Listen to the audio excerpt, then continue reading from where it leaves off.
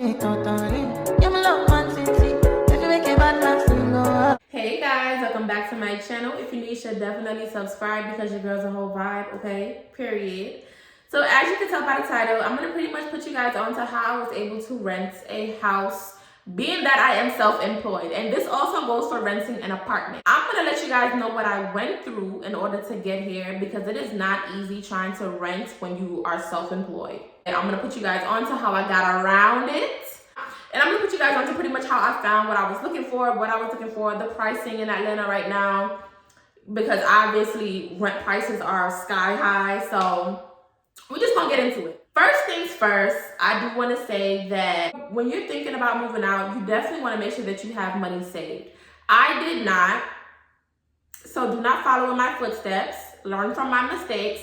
I didn't have money saved, okay? But you do want to make sure you have at least 2 to 3 times the rent in your savings account for whatever you're trying to apply for. If it's an $1,800 apartment, whatever the case may be, make sure you have 2 to 3 times the rent so that you are good and you're not strapped for cash when it's time to move, because things do come up. Like the other day, my laptop broke, my MacBook, but that's another story. Anyways, so yeah, you want to make sure that you have that money saved up, right? And then of course you want to start looking.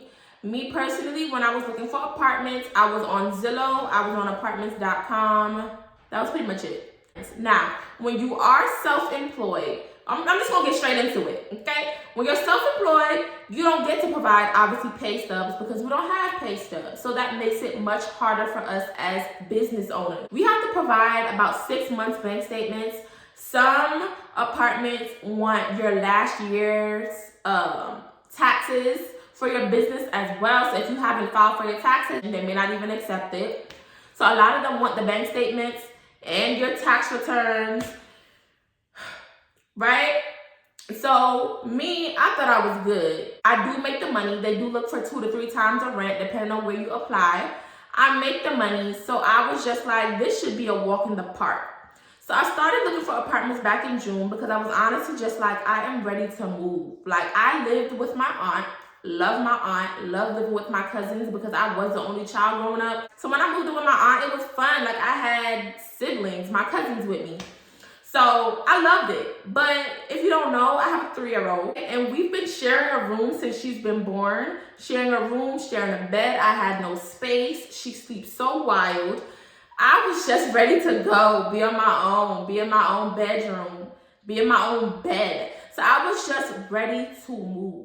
So I started looking back in June or July, started applying. And when I told y'all I was getting denied left and right, and I was so confused because I make the money.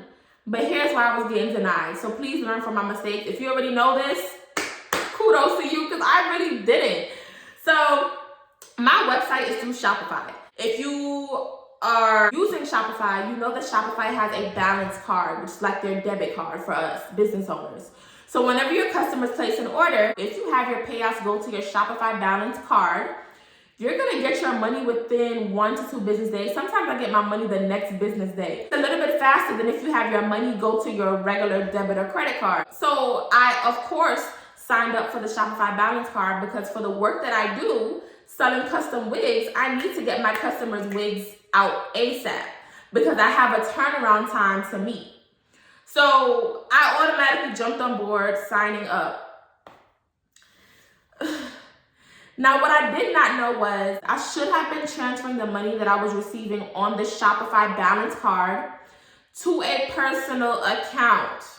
So whatever money that I was paying myself or my profit, I was supposed to be transferring it to a regular bank account. I was never doing that. I just pretty much handled all my business and paid bills through my Shopify balance account because I honestly thought that it's a regular bank account. My name is on it and my business name is on it. There should be no issues when applying for apartments, but baby, there were issues. They were not accepting that Shopify balance bank account at all. They were like, that's not really a legit bank account. That's why I was getting denied.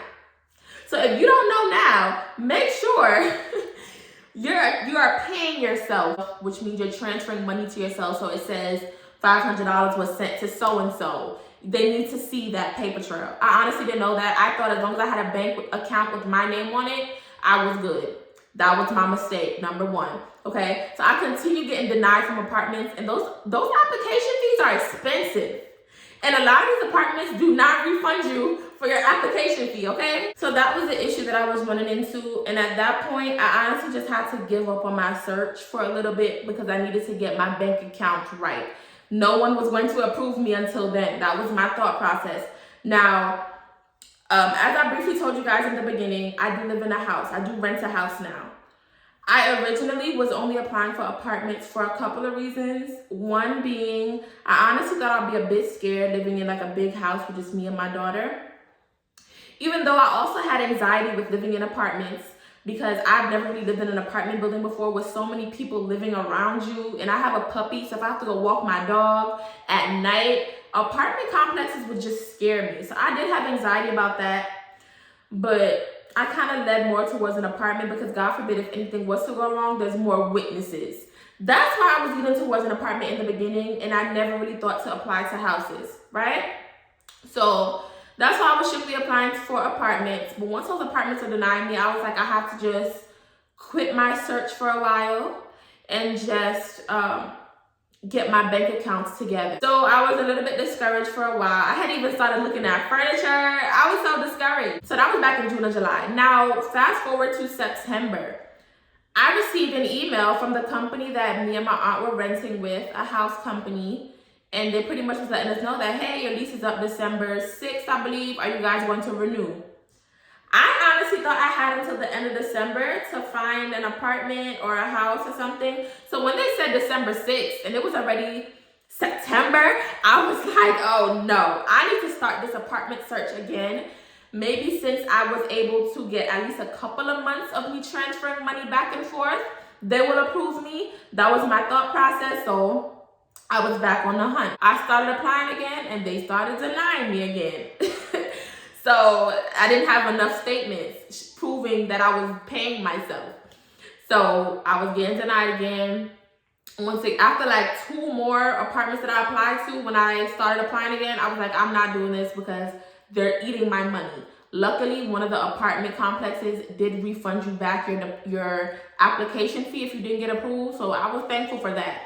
But those application fees for $100, $150, no, like they were making me go broke. They know what they're doing. They definitely know what they're doing.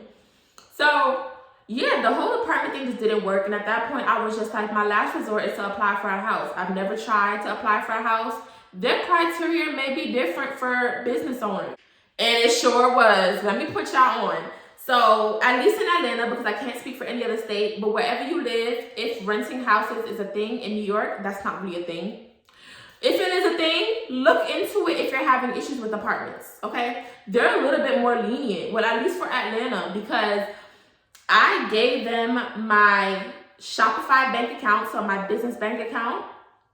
They had no problems with it. Remember, the apartments were not accepting my Shopify bank account at all. The houses accepted. They accepted it. So it didn't even really matter what I was paying myself. They were seeing that I was getting money coming in. And I was getting approved left and right for houses, y'all. Left and right. And at this point, I was like, this is God. He's showing out. He did not want that for me, especially maybe at that time. I was looking back in June and July, and that was right before I had a big chargeback situation.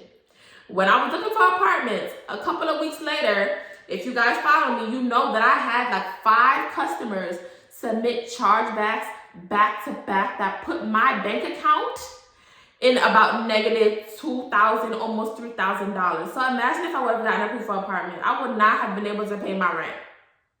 I would not have been. So God, I feel like God knew what he was doing. He was basically trying to tell me to slow down.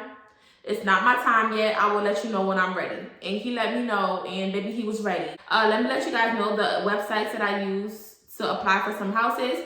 So being that me and my aunt was renting a house under a company, that's how I wanted to stay. I did not want to rent a house from someone that was just renting out their vacation house. So I wanted to go with the company. So one company was Tricon American Homes that I was applying for. Another company is Invitation Homes.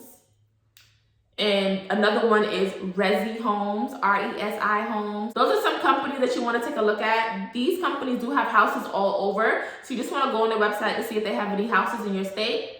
And what I love about these companies is it's pretty much like renting from an apartment. So many people are so against houses because they feel like everything is lumped into buying a house. When you rent a house, you are not paying for maintenance, just like in an apartment. When something goes wrong, whether there's a leak, a clogged sink, you call the company that you're renting from and they will send out a technician. You don't pay for maintenance. But when I was looking for a house, being that me and my aunt lived in a house and we did split that rent 50-50, I don't know if I ever told you guys that. So I was aware of some of the things we had to pay for. I knew what I wanted and what I didn't want in a company. I'm gonna let you guys know. So when you're renting a house, usually, depending on the company, but the companies that I just named, maintenance is included. Any maintenance issues, they cover. So I didn't have to worry about that. But depending on who you're renting from, they will usually make you pay for lawn care. And living at my old house with my aunt, we had to pay like $80 each time the man came to cut the grass. That was something I did not want to deal with. So usually some companies will make you pay for lawn care. Some companies will make you pay for trash. I did not want to do that. Some companies will make you pay for HOA fees. It's the homeowners association. So it's a lot of fees that goes into that when you own a house. But a lot of times when you're renting, they want the tenants to pay the HOA fees. I was not doing those three things. No, ma'am. So that's what I was looking for. I would call these companies before I applied, basically saying, hey, is lawn care included? Do I have to pay HOA fees? And they'll pretty much let you know yes or no. So for the house that I'm living in now, I do not have any HOA fees. I do not have to pay for trash. I just put trash out on trash day. They take it and I bring it back up to the house. And I do not pay for lawn care. Lawn care is included, thank the Lord. They come and cut the grass every week, which is a bit much because I don't feel like grass needs to be cut that often. But they come and cut the grass every week. So that's a plus because here's the thing, y'all. You have to think. You're also going to have utilities to pay. So if your rent is $1,800 and then you gotta pay to cut the grass and everything on top of that, that's gonna bring your rent up and you wanna stay in your budget. So when you're calling these companies, you want to make sure either you're finding a house that is a bit lower than your budget, so if you have to pay for lawn care, it meets your budget, or you just wanna make sure that they're not charging you for lawn care at all. Any extra for lawn, like you don't have to find someone to cut your grass yourself. That's what I'm trying to say. Yeah, and also a deal breaker for me when looking for houses was, did the house have a fenced backyard? I do have a dog and I really wanted the house to have a fenced backyard. But that was pretty much everything I was looking for and I did find it, thankfully. The only downside, which I am dealing with pretty well, I may say, because I'm someone that has a lot of anxiety when driving. I really did not want this new house to be far from her daycare, and it is a bit far. I do a 30-minute drive back and forth every day. Thankfully, I work from home, so I don't have to like drive 30 minutes to her school, drive 30 minutes to my job, thankfully I work from home. So it is a 30-minute drive every single day back and forth to get her, drop her off. Yeah, but it is what it is. You make sacrifices, you do what you gotta do. I did factor in that extra gas that I'm gonna have to be spending, that gas money, but you win some, you lose some. I was able to check all the rest of my boxes, so I was like, okay, cool. And I don't know how I forgot to say this. Make sure you guys are touring these places. Make sure you guys are driving by them at night and during the day just to see what the scenery is giving. So yeah, y'all, that was pretty much the process. It was a bit hard at first. It was just a lot that I did not know. But I feel like most of you guys that are watching this video probably would know, like, yeah, of course, I had my money going to my personal account. Duh. My bad. I didn't know. Yeah, I'm so excited that I have my own space. Like, I obviously have never lived alone before. I did go ahead and buy a security system, so that just makes me feel a bit more secure. I have cameras.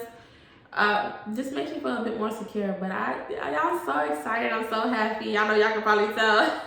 Because this is a new experience for me. Like, I really feel like an adult now. Before I end this video, I do want to briefly touch on pricing. We obviously know due to inflation, these prices are ridiculous. When I was looking at apartments in Georgia, I know sometimes I say Atlanta, but I was never looking in Atlanta. Like, I have a daughter, I have a dog, I have no interest in living in Atlanta, and I hate driving in Georgia. So imagine me having to drive in Atlanta. Hell no. So when I say Atlanta, I really do mean Georgia. I was looking in like the Stone Mountain area, Norcross, Decatur, Tucker, Grayson. Those are areas that I was looking in. So if you guys just want reference, and I needed a 2-bedroom. 2 bedrooms are going for about $2,000. Some of them are like $1,800. Some of them are $21,000. And you also want to look at reviews as well. A lot of the cheap apartments, let me not say cheap, a lot of the affordable apartments, the reviews are horrible.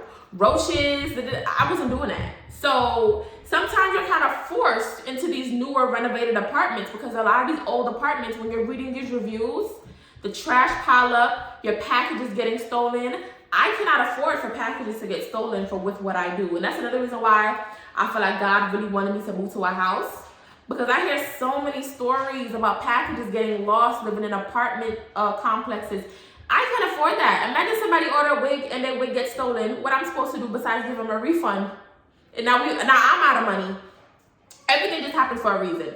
But yeah, the reviews for the more affordable apartments on the outskirts, so like Norcross, Tucker, stuff like that, the reviews were not it. So you kind of were forced to go to look at the apartments for $1,800, $1,900. And after doing research, I realized that when you're renting a house in Georgia, it's about the same price as apartments, but you're getting way more space. So it just makes much more sense to rent a house out here, in my opinion.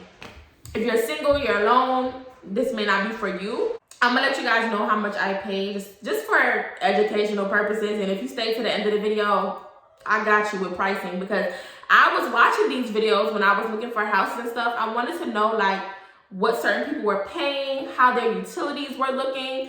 I wanted to know that stuff, and no one ever talked about it. But I get it. You don't want people in your pockets. But I will go ahead and tell you guys that I paid $2,000 a month. It's a 3-bedroom, 2.5-bathroom house with a huge backyard. $2,000 in an apartment would probably, depending on where you're looking, get you a 2-bedroom. But baby, the size of the apartment is just gonna be the size of my downstairs alone. I wasn't feeling that. So just to give you guys a price reference, the houses out here pretty much are the same prices as the apartments, but you're getting way more space. But anyways, hope you guys enjoyed this video. Don't forget to like, comment, and subscribe, and I'll see y'all in the next one.